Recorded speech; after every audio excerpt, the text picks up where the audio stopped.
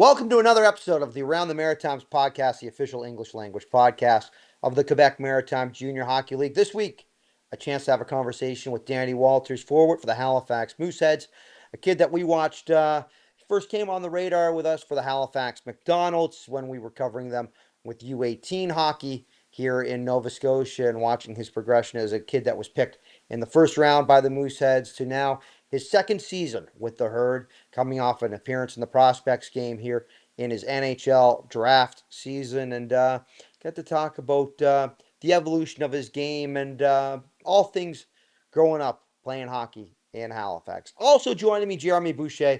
We're going to go around the Maritimes and talk about all the happenings of our 6 franchises here in Atlantic Canada. And don't forget, it's around the Maritimes because Newfoundland is around the Maritimes. I'm Mavs Gillis. Thanks for listening. And here we go. Jeremy Boucher and myself breaking down the Atlantic teams. Jeremy, my friend, welcome back around the Maritimes. Things are brewing in Moncton.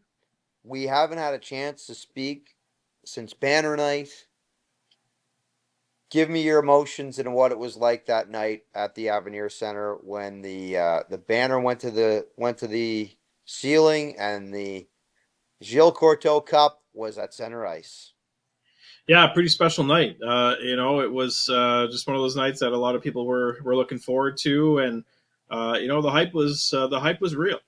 It was a quick banner ceremony, as it should be. These kids want to just drop the puck and get things going with the home schedule. So it was definitely short and sweet, but it was just a moment that I think a lot of people will remember for a long time. And the consensus in Moncton is there's one more trophy, one more banner they want to raise, and that's the Memorial Cup. And it's obviously a tough year to come out of the queue, but I would be surprised if if the Wildcats are making another run here come springtime.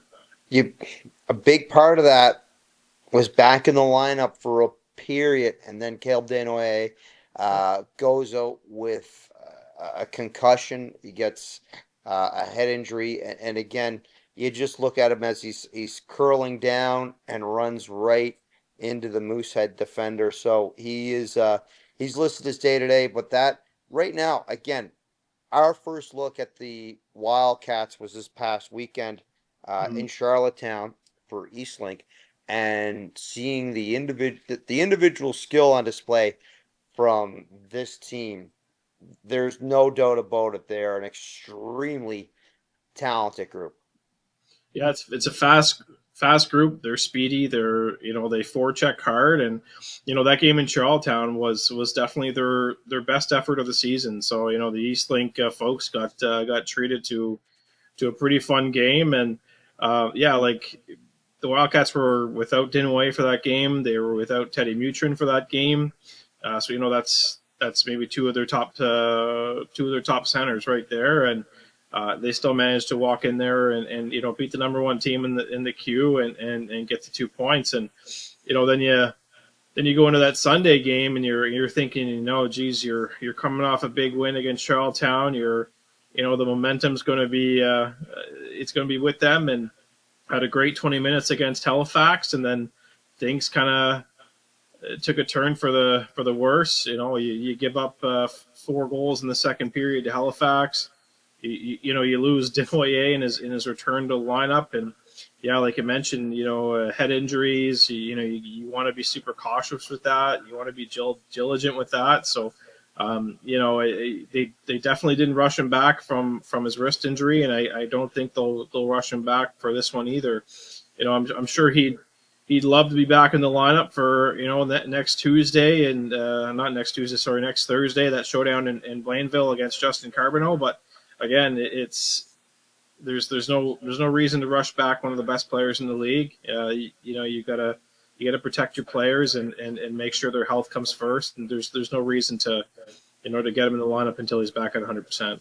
You talk about our best players in the league. What a nice showcase in Sherbrooke for the Prospects game and getting every of 40 of the top NHL draft prospects together on the same sheet, competing, one game, a great showcase for the league and a great showcase for the talent. Of course, we've seen, we talk about Carbonneau and Desnoyers as kids that have had their names called. Big stage and big opportunity for the kids in the prospect game.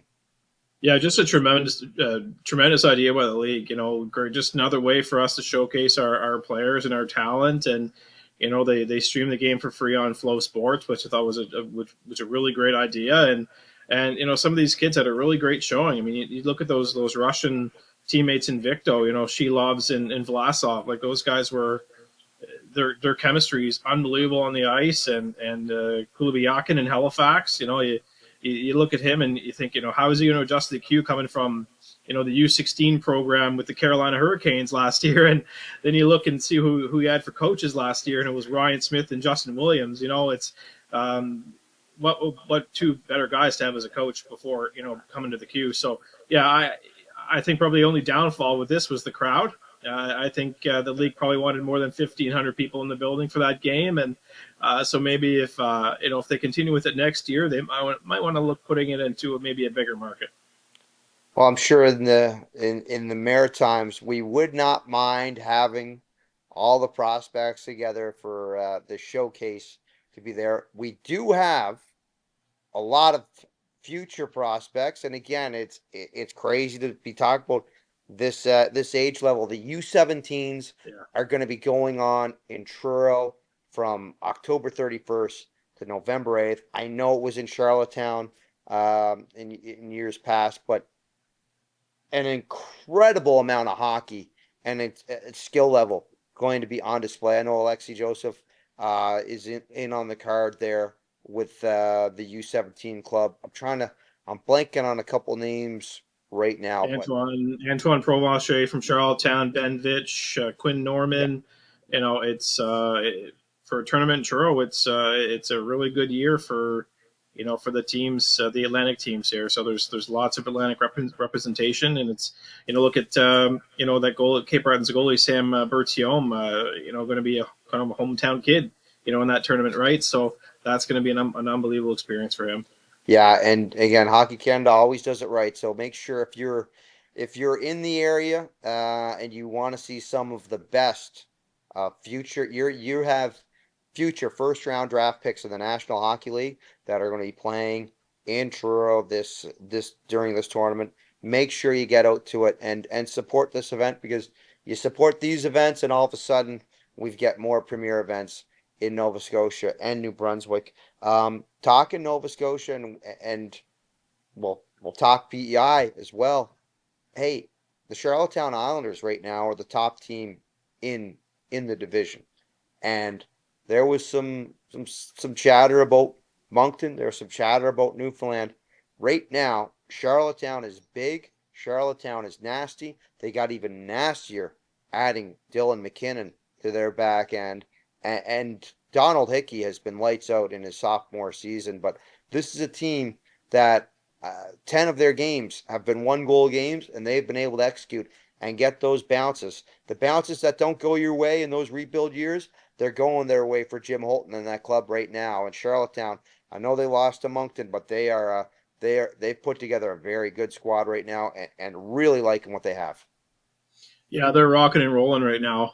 That's a team that's only going to go up from here, and they're getting that national recognition as well in the CHL top 10 rankings, and it's a great year to be a fan of PEI hockey and Island hockey. And you look at Summerside, who's going to have the Junior A championship. You're going to have the Charlottetown Islanders on a long run in the Q this year, and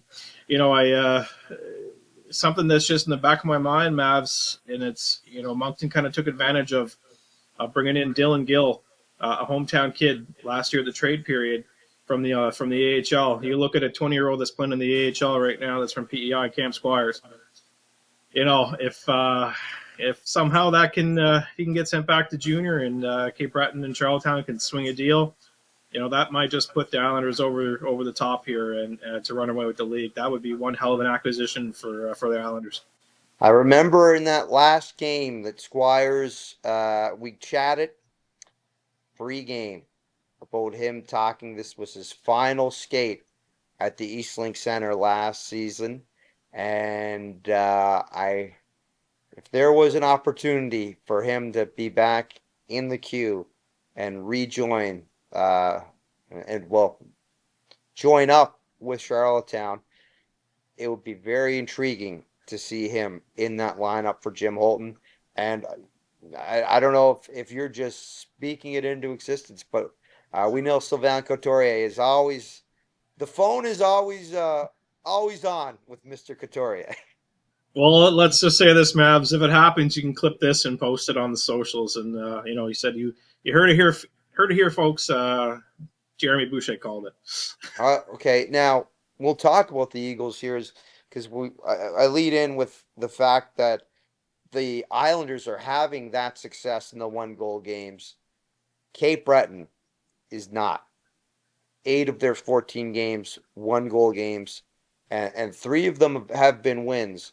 2 over Bay Como, and Bay Como is the only team in this league right now that's scoring at a less frequent clip than Cape Breton. Cape Breton is desperately searching for someone to put the puck in the net. And we kind of said, like, the first time we spoke this season, Mavs, if there was an Achilles heel to the the Cape Breton Eagles this season, it was going to be their goal scoring. And that's but Felix Hamel is shutting the door. Like he's having a phenomenal season to get things going over there in Cape Breton, and you're right, they need to find somebody that can put the puck in the net. And they've got a talented Samuel Boyer, who's has been in and out of the lineup, and he was torn up in the Quebec U18 league last year, so you might want to look at maybe giving him a little more ice time to see if we can get that offense going. But you're right, like they're struggling to score goals, and they need to figure it out, or it could be a long season. Well, and again, you have Jason Clark has put together a gritty lineup, and they are playing hard. It is just trying to find that finish with Cape Breton, and 3 U18 MVPs in that lineup from last year. But again, trying to find that next step and that adjustment to the queue is proven to take a little longer than I think this team anticipated. Yeah, and you never know. With U18, it's such a huge jump from the U18 circuit to the queue. There's your first round picks will always have an easier time adjusting to the league, compared to those that were maybe picked in later rounds. But look, we all knew it wasn't going to be it wasn't going to be an easy year in Cape Breton. I think everybody kind of knew that. I know their fan base understands that, but they've treated their fans to a couple of pretty exciting past couple of seasons. So I really think it's the junior hockey cycle, right? It comes and goes, and these are obviously very knowledgeable fans in Cape Breton. They get it. They know that this team, they're going to have some ups and downs this year, and maybe some more downs. I haven't seen anyone complain about it. Let's put it that way. They understand where the team is right now in their cycle, but they're also going to be a force to be reckoned with here in the next year or two, because some of these young guys are going to develop. I mentioned Sam Bertillon, their goalie. He's going to get a chance to be the number one as early as next season. He's going to ride with it.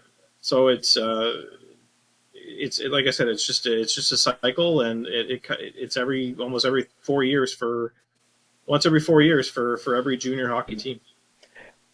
St. John, their cycle is moving towards them for big things. 6 guys at the prospect game, not including Alexei Joseph.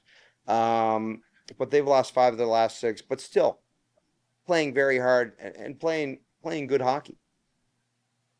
Well, that's it, and I think that kind of just speaks to the competitiveness in the league this year.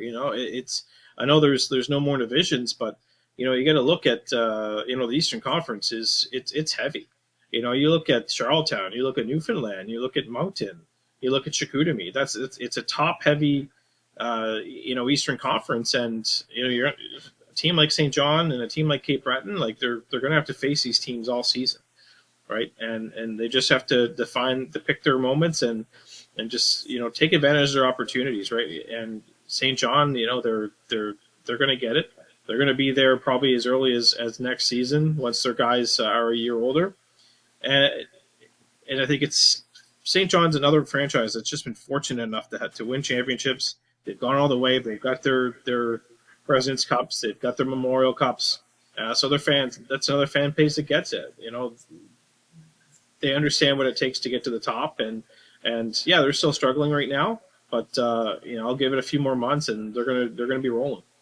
Well, and also rolling is Newfoundland, and again, and St. John, two of those losses in that run, in that five, those the 5 of the 6 against Newfoundland over in St. John's, and a great moment for Travis Cricket and the crew from Newfoundland. Them recognizing a kid from St. John's behind the bench in the league. Newfoundland's only had 2 road trips so far. They're 10 games at home, 4 on the road, and that is again the back-to-back nature for Newfoundland. Is this something that you're going to see the schedule kind of catch up to the regiment? Yeah, I think so. There's the Quebec media, that kind of put out their season predictions, and I can't remember exactly who it was, but they said that Newfoundland was going to be the biggest disappointment this year because of their travel schedule, and so I didn't get it until I saw what Moncton had to do, opening weekend to get to St. John's, busing to Halifax, then flying to St. John's, and then to get back to Moncton, believe it or not, Mavs, they had to fly St. John's to Toronto, Toronto to Montreal, and then Montreal to Moncton. Tell me why that makes sense. Well, it doesn't, right? So if the regiment have to deal with a travel schedule like that, just to get back to to St. John's, it's going to have an effect on them once they get going into these Quebec road trips. It might not be pretty, but if these players they might want to get the air miles card going because they're going to be getting some they're going to be putting in the flights. Let's put it that way. I can tell you, buddy, being on the road and having the points accounts going all the time, regiment, you guys got to make sure you're taking care of your points. Jeremy makes a very, very good point. You can have a whole vacation based off of a season of hockey. It's just when I heard that was Moncton's travel schedule on the way home, I couldn't believe it. Like I was like, oh, talk about a backtrack. That's to go all the way to Toronto and then to Montreal and then on to Moncton. There's you got to figure that out. But I also know it's nothing that the team can control. But it's if Newfoundland has to deal with that this season and going forward, they might be in tough here. Yeah, that's Jeremy. That sounds more like a scathing review of travel in Canada, right there. I've often said, you want to know how to fly cheap in Canada? Move to Toronto and then fly from there. Yeah, yeah. It's kind of scary. Looking forward this week. Again, we talked about the U17s. What's jumping off the page for you, Jeremy? What's jumping off the page at me is, I'm looking at the Moncton schedule, and their last game was on Sunday against Halifax, and they don't play again till Sunday against St. John. I can't remember the last time, the end of October, the team had a complete week off. You look at St. John; they've got to play 2 games this week, plus on Sunday against Moncton. I don't understand the schedule right now. But then I looked at Moncton's schedule in November. Very clustered. So it's you're dealing with injuries right now. With Desnoyers and Neutron and Graydon Robertson Palmer and Tommy Blyle. Those are 4 names that pop up the page for you in a Moncton from Moncton standpoint. So maybe a week off is going to help them get back to the lineup.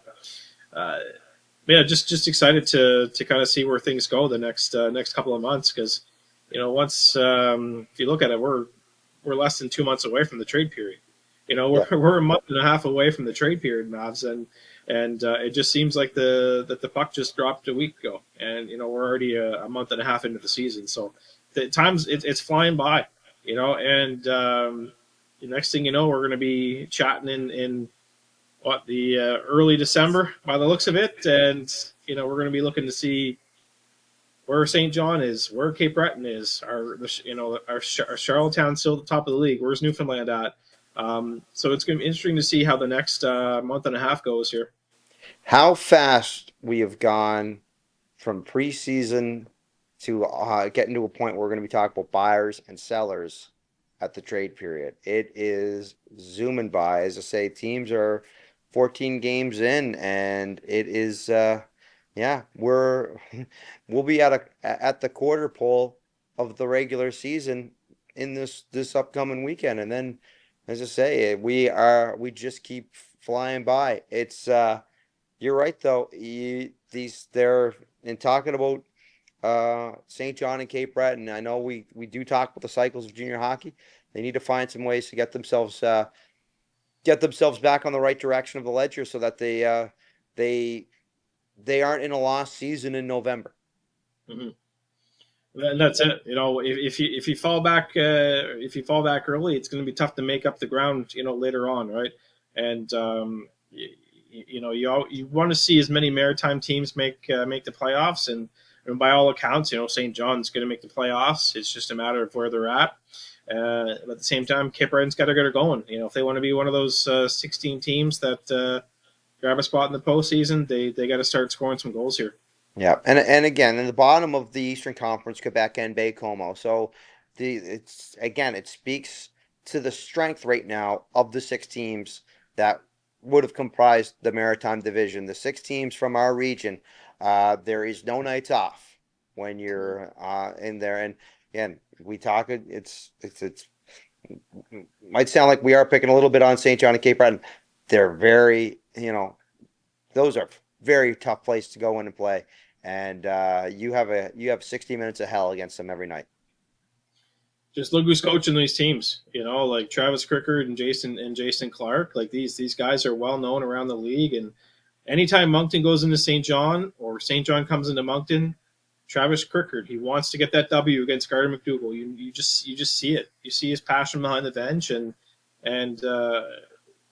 Cape Breton. I think they're going to figure it out. I just think they're going through a rough point right now, and I think once you can find somebody who's going to kind of take the charge offensively, they'll get things going and they'll start picking up some wins here. Well, my friend, we're going to pick up wins. You're looking to pick up some Blue Jays wins. You're looking to pick up some sleep after an 18-inning game 3. Yeah, ironically, it's the week of Halloween, and half the country's probably walking around like a bunch of zombies there today. So it's I'm feeling like one. I'm looking like one. So hopefully, it doesn't look too bad on the camera when this show comes out. Buddy, you're looking like $1,000,000. You're looking like a million. You're looking like several $1,000,000, which is what the Dodgers have paid Shohei Ohtani to knock off my Brewers and now knock off the Blue Jays. It's not over yet, but all right, got to stay confident. But hey, look, it's not over yet. But we're the band, the fat lady in the band's warming up here. Buddy, it's gonna be a good series. It's gonna be a good couple weeks. I'm gonna enjoy that U17s action, and we'll be in Truro. Jeremy, I might even make a pop up in Moncton. Who knows? It's an hour and a half away from there. Might as well just keep driving. By that logic, I'll end up with Mooseheads. Hey, look, there's lots to do in Moncton, and look, there's if it fits in the schedule, make your way here. They're off. There's no home games till the 14th of November, so we're kind of on the road for a little bit, but I'll make it up. And minor hockey night in Moncton on the 14th, and so it's same weekend as the Monktonian, so it's going to be a pretty good weekend of hockey here on the 14th of November. I can tell you that weekend I'm already booked solid. We're in Charlottetown for Friday night hockey. Islanders, I forget who they're playing. And then I have to head back to Halifax. For Saturday, we've got the Parade of Lights. Get to host the holiday parade in downtown Halifax. And then Sunday, we've got the high school football provincial finals, the D2 and D1 from St. Mary's. So I won't be in Moncton that weekend, buddy. As much as I'd love to be there, I think I'm the parade of lights. The Wildcats are in Halifax. That's that same day, so they had to change the puck drop time to accommodate the parade of lights. So yeah, that's maybe I'll make my way down to Halifax that You weekend. come We'll on see. down to the Parade of Lights. We'll That's make right. you the marshal. You can wave at everyone as you drive by. No, I'll look better as Santa Claus myself. I'll be looking forward to that. I might even call it, see if that's Jeremy under that red hat. My friend, enjoy the games, and we'll see you when we see you. Thank you, Mavs. You know what it's time to talk about? Time to talk about Eastlink. That's right, perfect pair, unlimited mobile gig internet. Perfect pair with Eastlink. You want to have that connected. You want to be able to go everywhere with that. And you call 1-888-345-1111. Visit eastlink.ca or go into the store and check it out. You talk about the perfect pair and say, wouldn't mind TV with that as well. They are going to be able to hook you up. That's from Eastlink, proudly Atlantic Canadian. Danny Walters joining me at this time around the Maritimes, live and direct from Blainville as the Moose are on the road. Danny, first off, your thoughts on the season so far that Halifax is putting together? I think it's been great. Thanks for having me on here. By the way, sorry I forgot to say that, but yeah, I think it's been great. We're still got a young team, but I think we're really finding our stride. Coach Brad, he's been putting a mindset on and bring energy and purpose every day, and that's what we've been doing. I I love that you're finding your stride, and this is the first big road trip for the team. Yeah. Hockey road trips, a lot of bonding takes place and a lot of fun, a lot of memories. At what point did the hockey road trip kind of evolve into a business trip for you? I would say definitely U15.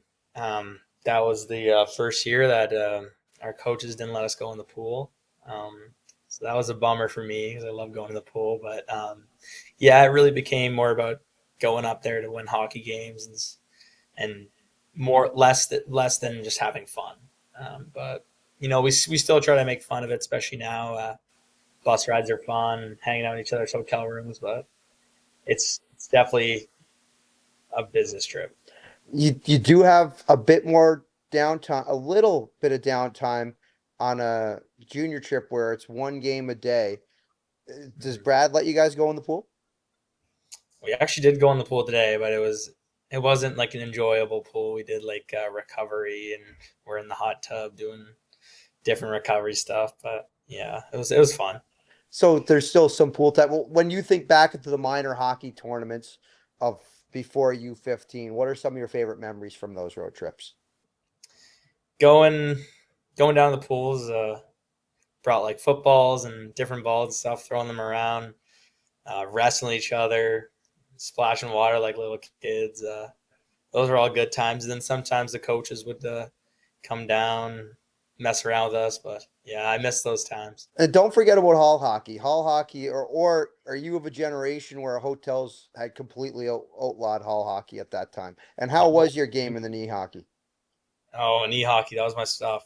I was a physical guy off the ice too, so uh, I'd lay the body on the boys. But yeah, we would kind of break the rules a little bit. We found our own spot down in like the upper floor and messed around up there. But yeah, mini six was unreal. It's yeah, mini six is always going to have a warm spot in my heart.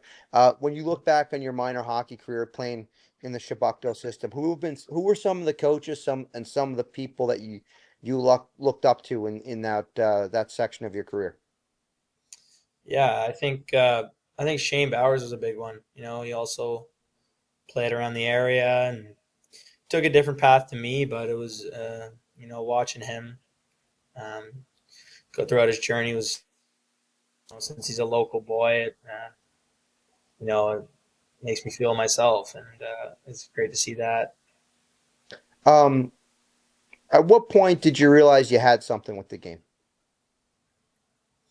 Um, I always knew I wanted to be a hockey player. Like hockey, I feel like it was always in my blood. I had the compete level since a very young age, so I always had the drive to be a hockey player. Um, But U15 it started to get a little more serious, and then U18 it got very serious. And my second half like really solidified me as like, wow, I'm like I can do this. Um, and then I think it just like propelled me up to the junior level, and that U18 year really helped me.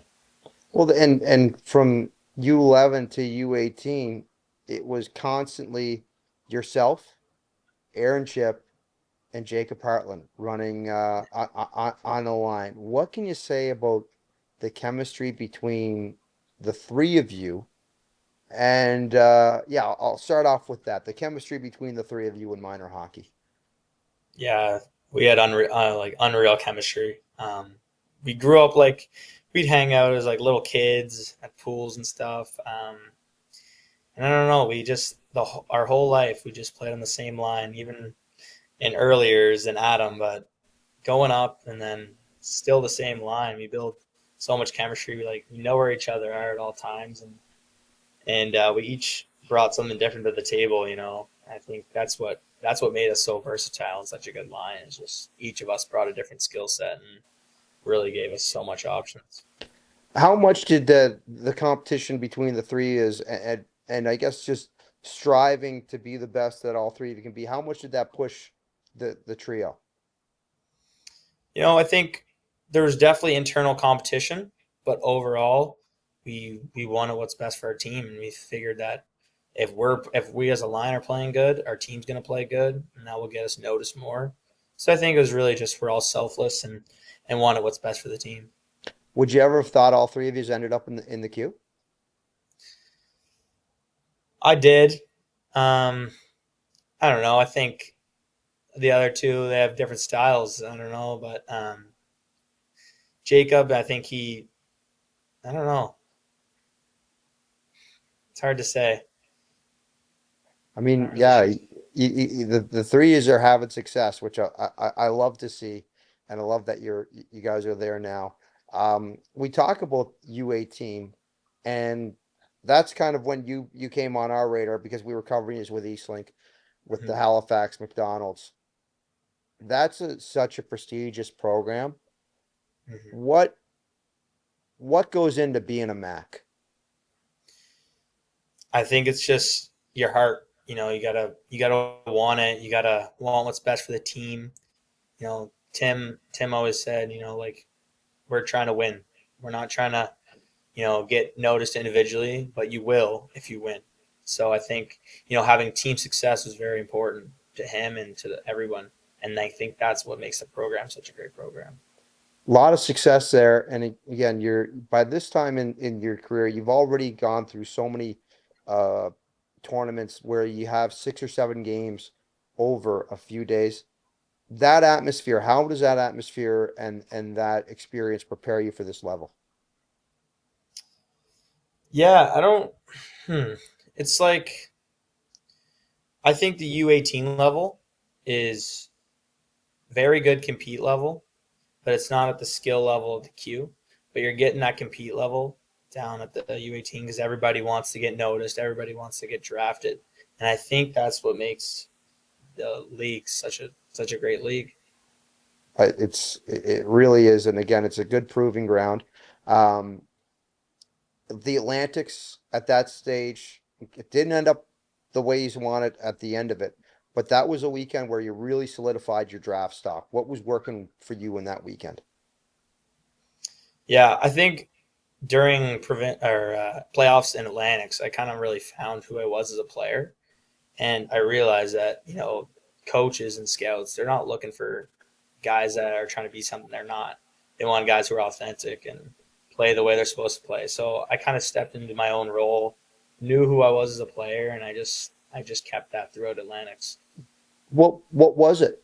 What do you think it was? What was the change? What was the thing that you would define yourself as your player? I think it comes with my heart and compete level. I try to always win everything. I'm sure everybody does, but I don't like to lose, and I make that known. But yes, also, yeah, my heart. I just give everything, give my all every time, and I would say that leads also into the grittiness. I'm not afraid. I'm fearless. like to get in the dirty areas and grind. So I think that's what gave me good ratings for coaches and scouts. Well, I know at that draft table that the Moosehead Scouts, your name was written down as this is the guy we wanted in that first round, and I've said it to you in the past, and I'll say it again here on the podcast. The biggest cheer that we heard that day in Moncton was your parents because you were not going to 17 other clubs in the queue. You were staying in the backyard. What did it mean for you to have your name called by the Mooseheads that day? It was surreal. It's still surreal to this day. Hearing my name called was amazing, but to be by the Mooseheads, it was unreal. I watched them growing up. Every game, me and my buddies would go. So it's just a childhood dream of mine, and to live it now, it's crazy. You're born in 2008, so you're 5, 6 years old the year the Mooseheads have their absolute run. Who are the guys you're cheering for with the Mooseheads in this spot, and even much later, the guys that you looked at as you wanted to model your game after? I would say during their run there, McKinnon, obviously, hometown guy, which is great too. But the way he plays, just his compete level and work ethic was second to none. So I think, yeah, him mostly. He's super fun to watch. A very dominant player, especially at a young age. So that was really impressive to me. When McKinnon is gone and you're moving on through there, who are some of the guys then you're looking at and saying, okay, I like that guy, and you want to have his jersey, or you're looking forward to maybe him showing up on a school visit with the Mooseheads? I never really had a player per se on the Mooseheads, but I had one jersey, and for some reason I never seen his jersey around, but I always liked his game. He always worked hard. It was Ardo Durendo. He was number 21. I forget what year it was, but I always watched him. I was always cheering for him. He just worked hard, and I loved it. So now being a member of this Mooseheads team, this is your second year. Mhm. We go back to that rookie season. Okay. Great leadership in that room, and it really is the one of the youngest clubs that we have seen in the queue, and you're a big part of that. What's your impressions in training camp, and what's your impressions at the start of the year with the queue? Like my first year. Yeah, first year. Um, it was great, honestly. Obviously with the new coach Andrew, he really wanted to solidify the culture that was being brought with all this new stuff. And it was all about giving your all, bringing energy every day, and just trying to do your best every day. And that was really great because it motivated me. A lot of new stuff in the league for me because coming from U18, you didn't have some of the stuff you have in junior. But it was all great stuff. I learned lots, especially from our captains and older guys on the team. It was a great first year. It's yeah, it was. I'm gonna we'll get into the playoffs in a sec, but I'm gonna ask. Okay, so it was a calendar year in between goals for you. It had to be a struggle for you, but one of the things I would notice is you would find all the other ways you could contribute with this team as well. What was it like in that stretch of the year where you've had you came from having success to, I guess, finding your game in the queue?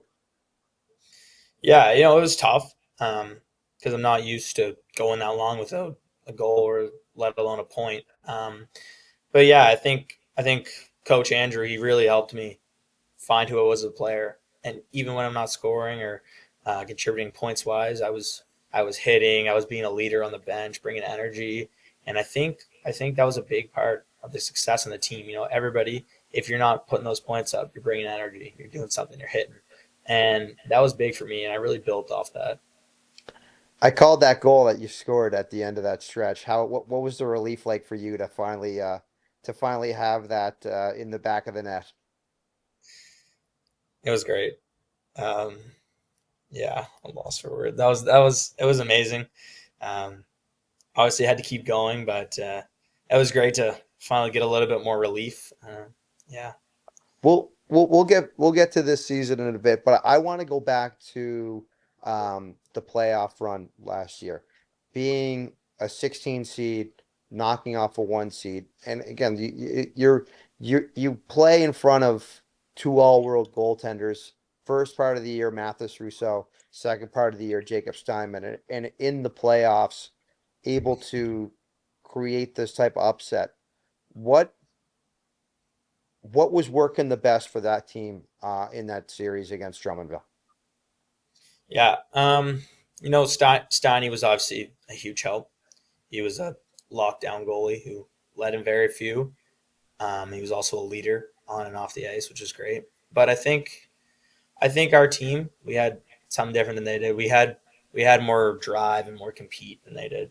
They thought they were. I think they thought they were going to come in and oh, they're a 16 seed, they're a young team, they don't have the experience. But we showed that you know you don't need experience to have success. We went out there and played our game, had our compete level high and energy high, and I think that's what propelled us to the series win.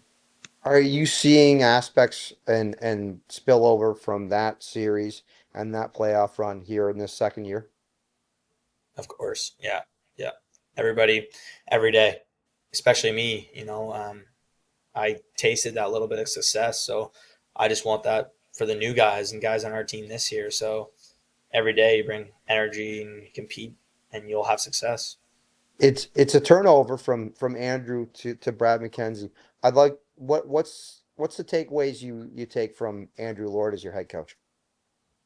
Yeah, I think the biggest one was knowing who I was as a player. Always keeping a positive mindset.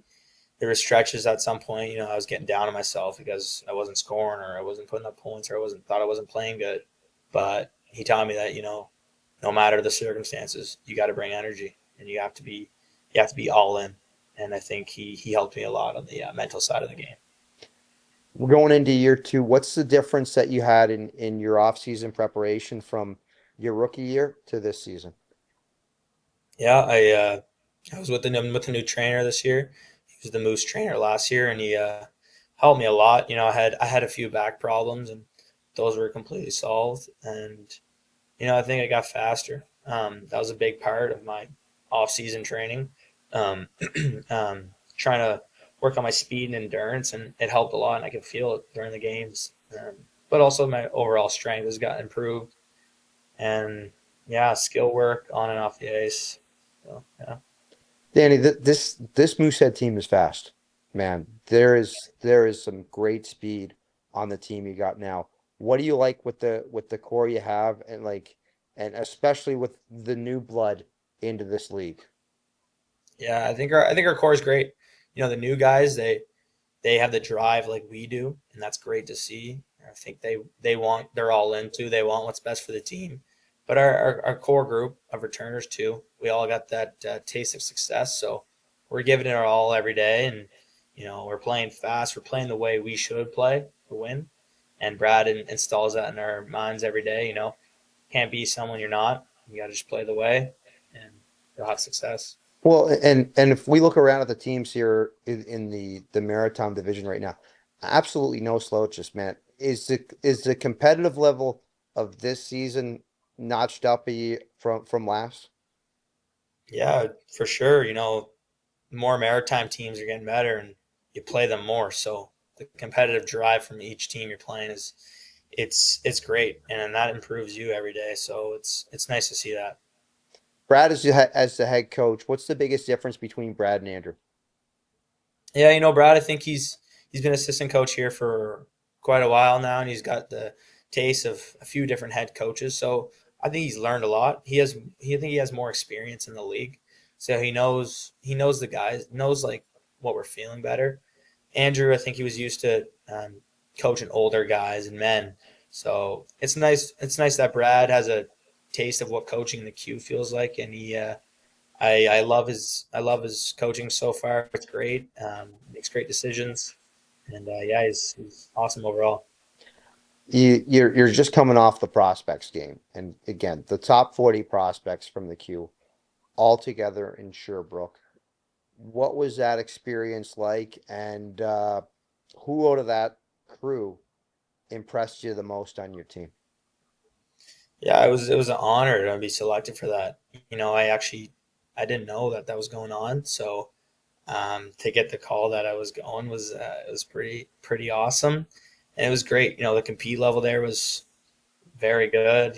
Since we were all the top guys for our draft class, it's really awesome to see that. And I would say there was a Russian guy on Victo Shilov. He's unreal. He's got very good skill, very smart, and it was fun. It was honestly fun to watch him play. He was on the other team, but it was fun to watch him play. Were you on the Gardner team, or Gardner. so what was it Yeah, like being coached by Gardner? it was great. He's intense, but he means well all the time. He wants your best every day, and I love that in a coach. But he was great. He's a fun guy, very lighthearted, but also knows when it's time to lay the hammer down and say no. Well, Danny, you're a fun dude, and it's you're also in charge of the music. You're in charge of the teams. Yeah, You got the aux cord. You had the aux cord at 16. How rare is it for a kid to get the aux at 16 with a junior team? yeah, pretty rare. I kind of just one day I think Killer had it, and then I was like, all right, let me see that thing, play a few songs, and the boys love my music, so I kind of just took over. So what's been critical for you in taking over the aux cord as a rookie, as a 16-year-old rookie? I'd say keeping the vibes alive. So like what if the boys aren't feeling the music, you switch it up, and then also like you got your walkout songs, you got your pregame speech songs, you got your lineup songs. So you got to know which ones to play at which times. How much are you in consultation with John Siteman on music selections? Is this something that goes back and forth between you and him rocking the rink? Not really. I sent him a warm up mix, a Okay. playlist, and he mixed a few other songs into the playlist, and he's got it going warm ups. It's great. I don't control the during the game music, but I got the warm No, up list. no. I once there was a guy that I was announcing basketball a long time ago, and he was trying to control the warm up music, or not the warm up. He was trying to control the in game mix while playing, which I thought was absolutely insane. But that's another story for you're not going to be calling signals from down the bench. I don't think that's going to be happening up to John Siteman anytime soon. No. Um, this year is the draft season, man. It is a big year, and I know you talked about you've been training, you're getting yourself healthy, you're getting yourself right. What's some of the best advice you had going into this year, and the best advice you've had playing in junior hockey so far? Yeah, I would say it's the best advice was, it's a long journey. It's not. It may not happen this year. It may not happen the next year, but you got to stick with it, and then you hope your shot comes. So it's a long journey. It's a marathon, not a sprint. So just trying to get better every day. Very important, especially for this year. Yeah, It's you certainly are getting better every day. And again, it's a tough test against Plainville, and this road trip. You just keep it moving forward. On on this crew with the Mooseheads, who do you look at as the leaders of this team? yeah. I would say Phillips, great leader, great guy. He's not overly talkative like last year. Schultz was very very talkative, but Phil he knows when to talk. He knows what to say at the right times, which is really important in a leader. And he's do it by example. Him and all the other leaders, they're all do it by example, and that's great to see. That also helps the young guys. They're seeing these guys doing certain things, and they're like, "Oh shoot, that's what I got to do." And it's really great to see that. One of the guys that has completely blown my socks off, I'll say this, it's impressed me, has been Kuliabiakin. What do you like with his game and being on the ice with him? Yeah, it's fun. He's got the puck on his stick a lot, and he knows what to do with it. His skill is very it's impressive. It's fun to watch, and he's so smart with the puck. You'll end up going to the net and it's on your stick. So it's really fun to play with him. I got the chance to a couple times, and I think he's going to be a good scorer for us this season. Well, and just again, I'll go back to a buddy of mine because we're talking Mooseheads. We got to talk Tyler Long. Having Tyler at the rink, being, big W Tyler, how much does he motivate you every day? No, he's great. He always brings positive attitude, which is great. Some days you're tired and don't want to do this and that, but he always boosts your spirits, and it's great. He's got my number and he calls me every night, so I get to talk to him every day, especially on the road. I love to hear that. It's not often you have a game without family in attendance because you're at home. Having Mhm. family in the stands, and I run into the folks in PEI, I run into the folks in Cape Breton all the time. We got a chance to be out and covering your games. How special is it for them to be there to witness this with you on the journey? It's great. They're so supportive of me. They want what's best for me. And another thing is they're not too involved. They're not trying to coach me every time. They know that I got coaches and they coach me, but they're so supportive, and I'm so grateful for them. Now you're a role model in the Halifax hockey community. What's that like? That's good. Get noticed at games and sporting events, so it's fun. You always gotta be a role model. You gotta make sure you're doing the right things, and that's great. Do you remember the first time you were noticed as Danny Walters from the Halifax Mooseheads? I don't know. It might have Okay. been last year. There was a Max game. Went to it, and then at the end when I was walking out with my dad, uh, these three little kids came up to me and saw that I was wearing a Moosehead sweater and asked for my autograph. It's always great to see. That's awesome. I love to hear that. Hmm. For those kids that are starting out in hockey, what do you say to them when they say they want to be a Moosehead?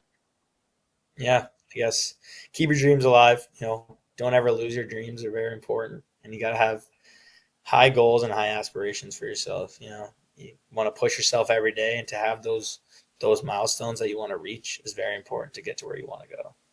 What's the goal and aspiration for you this year?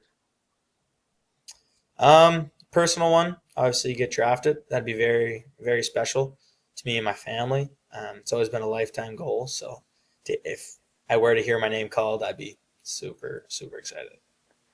All right. Well, I mean, keep on working, my friend. I know it's uh it's a world of potential with you, Danny, and it's already starting to show. Love calling the games on Eastlink when love seeing when 20's out on the ice and seeing you out in the pregame. And now that I know that you've got the aux cord, if things are getting a little loud in a pregame meeting, I just got to give you a message, right? Yeah, yeah, just Okay, hit me up. perfect. I appreciate it. Danny, best of luck on the road trip. Look forward to seeing you back here in Halifax. Thanks, Mavs. Appreciate it. I just want to take a moment to thank Eastlink for the Eastlink TiVo stream app, and I was able to take the cable package with me everywhere I went. Not miss a moment of the game for the 4 games of the NLCS with the Brewers and the Dodgers. Oh yeah, yeah, I didn't miss a single moment of that. LA's pitching didn't miss. LA's slugging didn't miss. Especially that guy from Japan. He didn't miss in that game 4. Had the single greatest game in the history of the sport to eliminate my team from Milwaukee. And now I'm left to wonder what could have been, as we have a great series going on between Los Angeles and Toronto. And what could have been Milwaukee versus Canada, the Brew Crew versus the world. But here we are. And again, Eastlink TiVo Stream app on my phone allowed me to stay on top of all of it. Thanks, Eastlink, for that. Really appreciate it. Really, really appreciate it. It came in handy.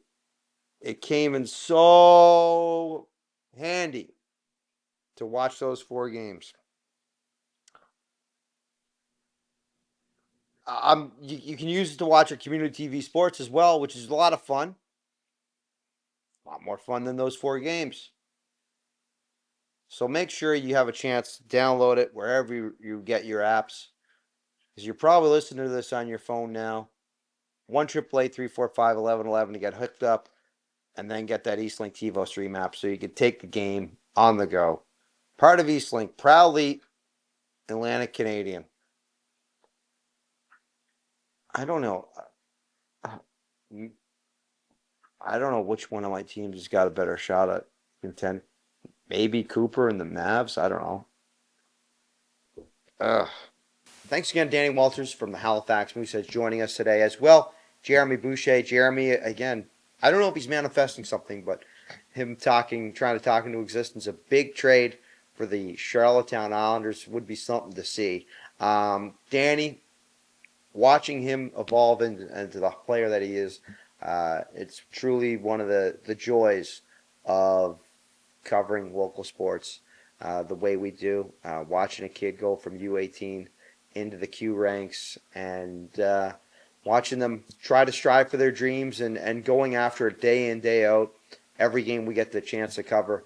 That's a big part of why we do it. It's a big part of why you're along for the journey as well in watching these kids go after their goals and go after the best they can be as players, the best they can be as young men in the Quebec Maritime Junior Hockey League. Again, thanks again to Danny for joining us here, and we'll see you next week here around the Maritimes. Well, I beg your pardon, in 2 weeks. Again, our friends over with La Quattro Coins covers the next week. I'm going to take a trip down to Truro, catch some of that World U17 action. Excited to see what the best in the world at that age group has to offer, and it should be a lot of fun hockey. So we'll see you at the rec, and we'll see you right back here around the Maritimes, the official English language podcast of the Quebec Maritime Junior Hockey League.